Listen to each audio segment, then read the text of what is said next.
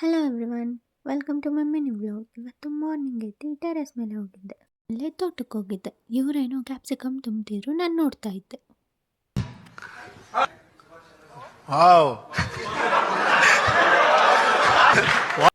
ಆಮೇಲೆ ಸ್ವಲ್ಪ ಮನೆ ಕ್ಲೀನ್ ಮಾಡೋದಿತ್ತು ಅಂತೇಳಿ ಮನೆ ಕ್ಲೀನ್ ಮಾಡ್ತಾ ಇದ್ದೆ.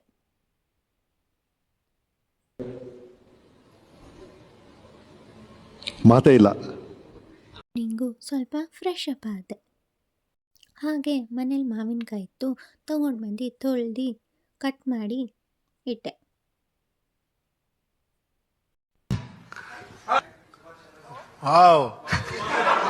ಒಂದು ಬಾಣಲಿ ಇಟ್ಟು ಅದರೊಳಗಡೆ ಎಣ್ಣೆ ಹಾಕಿ ಸಾಸಿವೆ ಜೀರಿಗೆ ಹಾಕಿದೆ.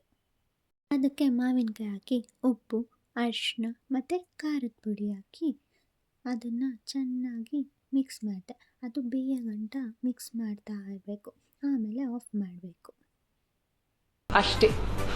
ಹಾಗೆ ಬರೆಯೋದು ಪೆಂಡಿಂಗ್ ಇತ್ತು ಅಂತೇಳಿ ಬರಿತಾ ಇದ್ದೆ. ಇದೆ, ಇಲ್ಲೊಂದು ಸಮಸ್ಯೆ ಖಂಡಿತ